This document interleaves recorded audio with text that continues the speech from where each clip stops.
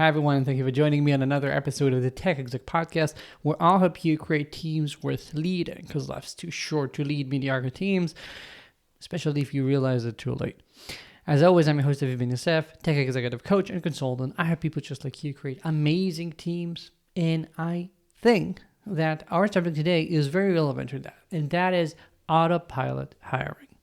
As I'm getting to that in a second, I'm letting you know that I'm recording this on December. During December, I've got a special going out of business sale. Why? Because I am going out of business in my old entity based in Israel, as I'm preparing to open the new one for 2026 based in Italy. That means that during this month, if you sign up, you get a 3+2 amazing offer. I usually work with my clients for a quarter. If you sign up now for the same price, you get 2 extra months. You get a bunch more value. I get to pay less taxes because Israel is nicer to me when it comes to taxes when it is with Italy, and we get to do some amazing stuff together. So if you want to get more details, my email's in the show notes, and I'll be happy to let you know more about that. That out of the way, let's talk about autopilot hiring. A major part of how I see so many organizations slowly going to their ruin is the fact that we don't even think about how we're hiring, why we're hiring, what do we expect to see happen. We do things entirely automatically. If you look at a team and you sense the team might need more help, you just think, okay, more people there. Someone gets promoted, you immediately think, okay, I need an extra engineer in that team instead. Someone leaves, oh my God, we need to hire there. And it goes all the way up till the fact that I saw startup co-founders reach out to hire an impressive VP of engineering, an impressive CTO, an impressive chief data officer, whatever you need, because they felt some sort of stress from their investors, from their clients, from the regulators around them.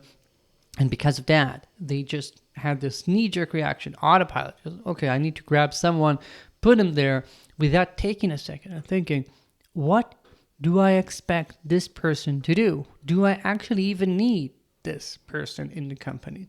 Maybe we're better off using that money, that budget, for a different type of position. Just because someone left, it doesn't mean that you automatically have to refill the position.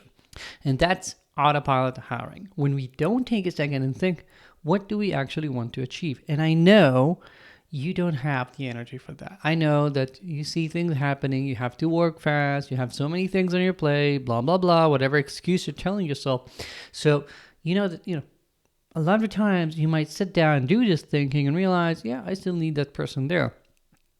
I'm here to tell you that even if that were the case, and I'm not certain about that, but even if that were the case, if only a single person out of every 5 or 10 hires, you realize, okay, I actually don't need that hire, or actually will be better off using that hire in a different part of the company or whatever, even for that amount of success, like hit rate, actually having the time to think about and realizing that we need to change our behavior, change our decisions, that's already going to really pay off, because your people are not, another rubric. They're not another line on a spreadsheet. These people are what you've got. These are who you're going to be winning with. And if you don't take the time to think about, who do I need? Why are they here?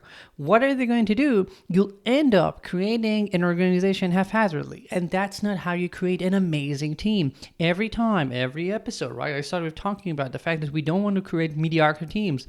You get mediocrity when you don't actively, deliberately shape, mold, and architect this organization. I don't know what's been happening in your organization for the past quarter or so. I'm going to assume that you probably are working on staffing a position or 2 or a dozen in the next quarter or so. I want you to take a second now and think with the relevant people, what would success be like for that position? If we actually staff those positions tomorrow, what do we expect to see differently, let's say a quarter from today or 2, after the person has been onboarded? I will say, side note, that most people need to become effective within a quarter. I hate the fact that some people in some companies just without thinking about it, give people like 6 months just to start becoming productive. 6 months is like, it's an insane amount of time. You dart people into, like, prime minister, president offices without ever having done it. And by 100 days, we expect to see something happening, right? So I think a software engineer doing software engineering can have an amazing impact much sooner than 3 months. Okay. And therefore, given that, with all due respect to all of our coders, I don't think that our jobs are really much harder than that. And given that, within 100 days, you should be already seeing so much effort, so much change happening. But that won't happen if you don't take the time to talk to them, explain to them as you're hiring them, explain to the managers, the hiring managers, what you're expecting to see out of this effort, what you're expecting to see the changing from having this person join the team. If we're spinning up a new team and we're hiring the manager, if we're having someone just left and we want to refill the position, why do we even need that? Does the team actually need it? Maybe the team can work more effectively. Maybe we can just cut a bit of the responsibility the team has to a different team, move it, and now actually things make more sense. Or we can actually hire someone for that other team that would benefit from that more anyway.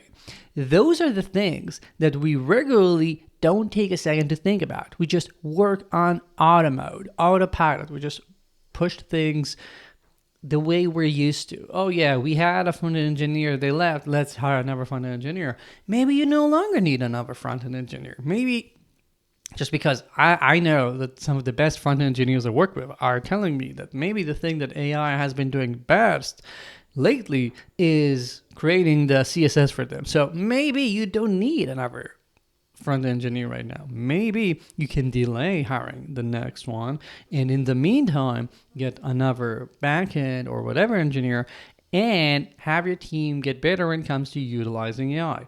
These are things that are rarely happening automatically if we don't take the time to think and shape and mold how we want our organization to grow.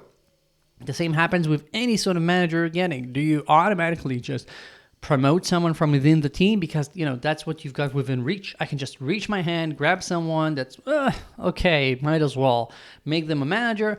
Or maybe you just think about the state of management in your organization. Do we have enough experience going on? Do people actually know what they're doing? Do they feel like having someone who's a first-timer grow within the team right now would be the right thing to do? Or instead, maybe you see that all around people are not experienced enough, and this is actually a good opportunity to inject some external experience. Let's get someone from the outside that's been through this, that has done it in other cultures, other companies. Maybe we can get a lot to learn from someone like that.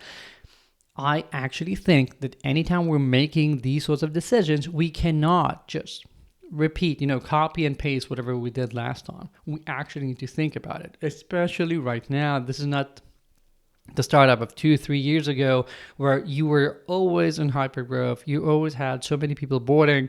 So it doesn't really matter one person here or there, etc. You had more opportunities to fix your mistakes. We're no longer in that situation. Things are different. We have to have people be, each one has to be an amazing hire. And for that to happen, you have to be working very deliberately and very intently. No autopilot. I'm sorry, this is one of those things that you just can't dump all of your notes or whatever to an LLM and have it tell you what to do next. This is exactly why we're still human beings doing our jobs. And you have to be very present, very mindful, very effective in shaping these decisions. And I want you to start right now. Think about Q1. This is December. I'm guessing you're not going to be hiring a lot of people in the next couple of weeks, but probably Q1, you're going to be hiring some people.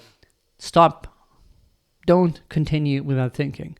Think right now. What do you want to do? How would you know if you were successful in that hire? I'm not saying, how would I tell them? I brought a front-end engineer and they are good front-end engineers. So we succeeded there. That's succeeding in, the task, but not in the overall objective. What change would you like to see happen on the, in the entire organization, in the entire team? And think about your organization as a whole. But just just because someone left in one team doesn't mean you have to fill the gap over there. Again, maybe you can move things around. So take a second, think about it, and create an organization worth leading, because life's too short to do anything else. If you need help doing that, you got my email in the show notes. I'll be happy to talk to you about. That's it for this week. Thank you for joining me. If you haven't yet, do check out my newsletter, which is the best newsletter online, where every week we get this podcast, an article, a video, and a bunch of free stuff. So link in the show notes, and I'm waiting to see you here next week. Ciao.